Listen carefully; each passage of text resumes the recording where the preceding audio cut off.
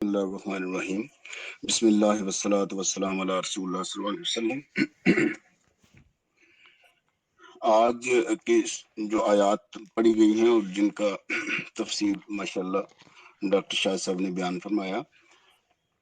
ان میں خاص طور پر 3 باتوں کا اہتمام جو ہے اور ان کے بارے میں ذکر کیا گیا ہے۔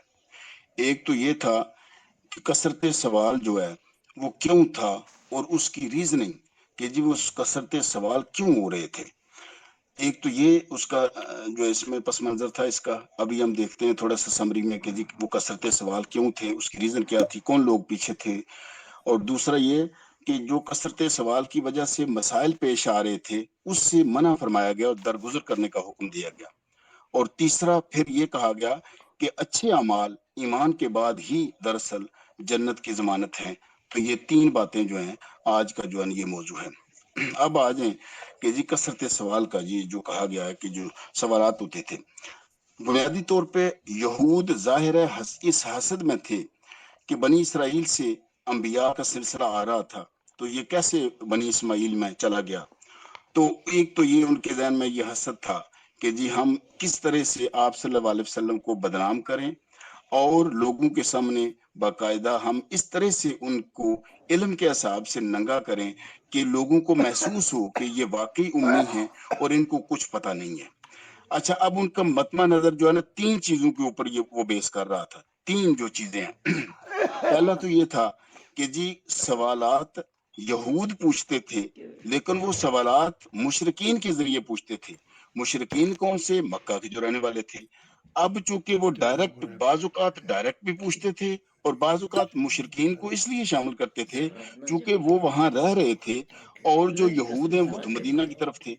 اچھا، اب مدینہ اور مکہ میں جو ٹوٹل جو سلسلہ اس کا یہ تھا، تو اس میں مقاصد جو حاصل کرنا چاہتے تھے، پہلا تو یہ ہے کہ پہلا سوال کرنے کا کہ اگر سوال کا جواب آپ صلی اللہ علیہ وسلم نہیں دیتے تو ہم اعلان کر سکتے ہیں، مشہور کر سکتے ہیں کہ یہ کون سے نبی ہیں، یہ کیسے نبی ہیں کہ ان کو کسی سوال کا جواب نہیں، تاریخ کا پتہ نہیں ہے، تو ہم ان کو یہ کریں گے۔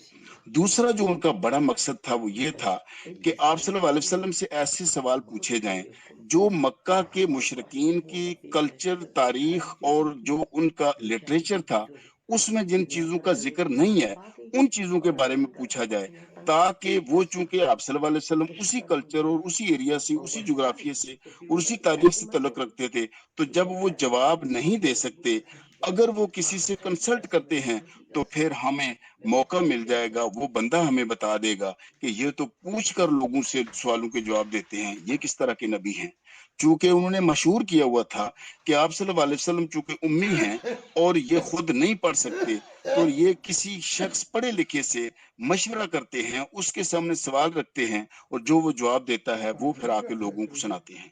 اب ان کا یہ تھا کہ یہ جو سوالات پوچھے جائیں آپ صلی اللہ علیہ وسلم سے، تو جب وہ جواب دیں گے تو اگر کسی سے پوچھ کے دیتے ہیں تو ہم فوراً مشہور کر دیں گے کہ دیکھیں ہم نے نہیں کہا تھا کہ یہ نبی نہیں ہو سکتے، بنی اسرائیل کا حق تھا، تو یہ بنی اسرائیل سے یہ جھوٹ انہوں نے کیا ہے۔ تو ایک تو ان کا یہ تھا۔ تیسرا یہ تھا کہ اگر آپ صلی اللہ علیہ وسلم سوال جو ہے نا اس سے بالکل انکار کر دیتے ہیں تو پھر اس کا مطلب یہ ہوا کہ ہم یہ کہہ سکتے ہیں کہ جی یہ اپنی مرضی سے انہوں نے نبوت کا دعویٰ کر لیا ہے، اس میں اللہ رب العزت کا کوئی عمل دخل نہیں ہے۔ اگر اللہ رب العزت کا عمل دخل ہوتا تو پھر رب ان کی رہنمائی کرتا۔ ان کے یہ 3 مقاصد تھے جس کی بنیاد کے اوپر انہوں نے مشرکین مکہ کو ورگلا رکھا تھا اور ان کو بار بار اکساتے تھے کہ جائیں آپ سے سوال کریں۔ اور یہی وجہ ہے کہ یہود نے مشرکین مکہ کو سب سے پہلے یہ کہا کہ آپ محمد صلی اللہ علیہ وسلم سے یہ پوچھیں کہ یہ کیا انہوں نے رٹ لگا رکھی ہے کہ جی یہ بنی اسرائیل جو ہے یہ مصر سے جو ہے فلسطین میں آئی ہے، جبکہ مصر سے ان کا کیا لینا دینا ہے، یہ تو فلسطین کے ہیں، ان کا بھائی علاقہ ہے ہی فلسطین ہے۔ تو جب انہوں نے اس کا سوال، جب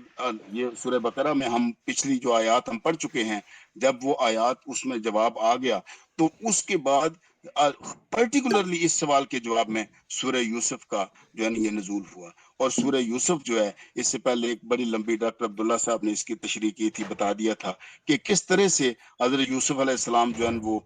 यहाँ आए और उनके जरिए फिर आगे पूरी हिस्ट्री जो है मिस्र से, फिर मिस्र से फिर हजरत मूसा अलैहिस्सलाम किस तरह से फलस्तीन में गए। तो इसका जब सूरह यूसुफ उतरी तो उसका जवाब देख के वो अकल दंग रह गए। तो उन्होंने देखा, पता किया कि जी क्या इन्होंने किसी से पूछा, मशवरा किया, और जिन लोगों के ऊपर इन्हें शक था, एक पढ़ा लिखा आदमी था वहां, तो आप सल्लल्लाहु अलैहि वसल्लम कभी कभी जाते थे तो उनको ये शक था कि जी वो बंदा मिलता है तो वो बताता है। तो जब उन्हें पता चला कि उस बंदे को भी इस बात का इल्म नहीं है, सूरह यूसुफ का उसको भी इल्म नहीं है, तो जब ये आ गया तो यहाँ से वो नाकाम हो गए। फिर देखें कि उन्होंने फिर मुशरिकीन मक्का को बार बार उकसाया और उनको कहा कि जी चलें हम मुशरिकीन के साथ मिलकर आप सल्लल्लाहु अलैहि वसल्लम की नबूवत को मान लेंगे अगर आप सल्लल्लाहु अलैहि वसल्लम हमारे 3 और सवालों का जवाब दे दें। और वो जो 3 सवाल थे वो सूरह काफ जो है इसके मुतल्लिक थे कि एक असहाबे काफ का बता दे कि वो कौन थे। फिर दूसरा ये था कि हज़रत मूसा अलैहिस्सलाम और खिज़र जो अलैहिस्सलाम जो हैं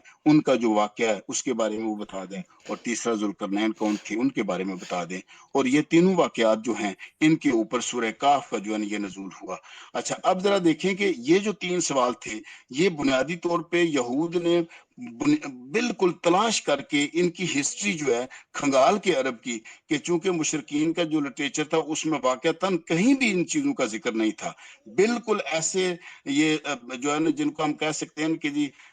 जो बिल्कुल एक लफ्ज इस्तेमाल करते हैं कि उस इलाके से जो तल्लक चीज ना रखती हो, जिसको फॉरेन कहा जाए, कि जी बिल्कुल फॉरेन या एलियन, एलियन जो है ना एक नॉलेज था और एलियन क्वेश्चन थे। तो वो मुशरकीन के लिए भी ये वाकई जो है ना ये था कि जी बिल्कुल ये तो चीजें है नहीं है, अब देखते हैं। तो जब सूरह काफ नाजिल हुई तो फिर उनका यहाँ भी अल्लाह रब्बुल इज्जत ने यहूद को और मुशरकीन को शिकस्त फाश दे दी कि जिससे उनका वो तीनों आरजुएं जो हैं वो खत्म हो गई। कि जी एक वो ये कह सकें कि ये आप वाकई उम्मी हैं, आपको कोई पता नहीं है। दूसरा, रब करीम जो है ना आपके साथ कोई तल्लक नहीं है, कोई वही नाजिल नहीं होती, ये खुद से कहते हैं। और वो तीसरा यही था कि जी वो किसी आदमी से कंसल्ट करते हैं। तो जब ये सारा आया तो उस वक्त जो है ना आप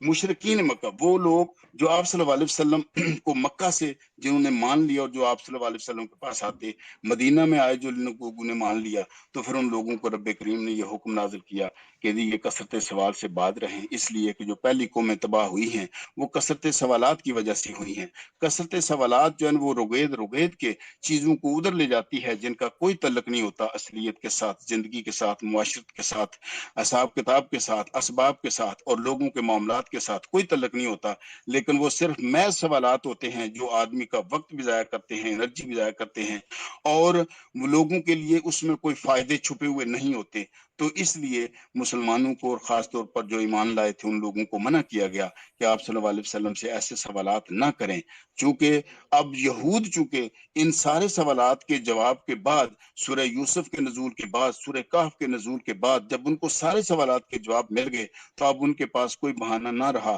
तो इस सूरत में फिर वो लोग जो आप सल्लल्लाहु अलैहि वसल्लम के ऊपर पूरा यकीन रखते थे उन्होंने कुफार के साथ और यहूद के साथ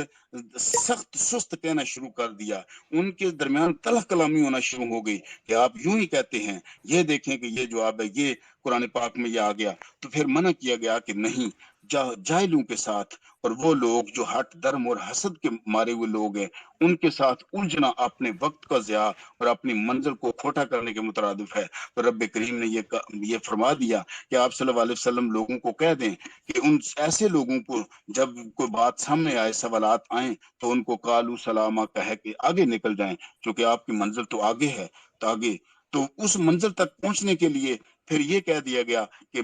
जो वो लोग जो कुरान पाक के ऊपर ईमान लाते हैं, अल्लाह रब्बुल इज्जत की वहदानियत के ऊपर आ जाते हैं, शिरक को अपने से जुदा कर देते हैं, तो फिर वो ईमान में दाखिल हो जाएं। और जो ईमान में दाखिल हो गया वो अमल को अपना ले, और जो अमल को अपना लेगा उसके लिए रब्बे करीम ने कहा कि उनके लिए कोई हुज़न नहीं है, कोई गम नहीं, कोई परेशानी नहीं है। रब्बे करीम उनके साथ है। उनके मामलात को दुनिया में भी और क़यामत में भी अल्लाह रब्बुल इज्जत खुद देखेगा। वो चाहे तो जिस तरह से वो सलूक करे, लेकिन ईमान और अमल के बाद ही ये मामला तय होगा। تو اللہ رب العزت ہم سب کو بالکل آج بھی دنیا میں بعض اوقات رشتے بہت زیادہ سوالات کرنے سے رشتے ختم ہو جاتے ہیں، تعلق ختم ہو جاتے ہیں، دوستیاں ختم ہو جاتی ہیں، اچھے اچھے لوگوں کو ہم اپنی زندگی میں کھو دیتے ہیں بہت زیادہ کوشچن کرنے سے بھی۔ تو ہمیں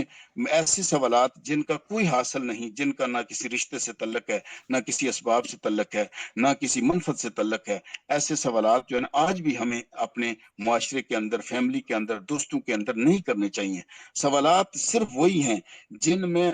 ایسی کیوریسٹی پائی جائے جس سے کسی کے لیے منفعت ہو، اپنی ذات کے لیے منفعت ہو، وہ منفعت دوسرے لوگوں کے لیے فائدہ مند ہو، وہ دنیا اور آخرت کے لیے فائدہ مند ہے، تو پھر آپ کے سوالات جو ہیں وہ برے نہیں ہیں۔ چونکہ سوالات جو ہیں وہ کنسٹرکٹیو ہوں، وہ کنسٹرکٹیو سوالات صرف وہی ہو سکتے ہیں جن سوالات سے دنیا کے مسائل کا حل ملتا ہو، جو سوالات رب کریم کے جو میسج ہے اور آپ صلی اللہ علیہ وسلم کی شریعت ہے اس سے جو جن کو ڈریگ کیا جائے، ان سے اخذ کیا جائے، تو جب ان سے اخذ کیا جائے گا تو پھر ایسے سوالات زندگی سنوارنے میں کام دیتے ہیں، چونکہ ان کے جوابات جو ہوتے ہیں وہ آدمی کو اپنے راستے کو الائن کرتے ہیں، اس کی خیالات کو الائن کرتے ہیں، اس کے عقیدے کو الائن کرتے ہیں۔ تو رب کریم ہمیں اس سے توفیق عطا فرمائے رکھے کہ ہم صرف ایسے سوالات کی طرف آئیں، اس طرح سے لوگوں سے ڈیل کریں جس سے رشتے بھی بچے رہیں، جس سے عقیدہ بھی بچا رہے، اور جس سے ہم صرف اور صرف اس منشا کی طرف بڑھ سکیں جو رب کریم نے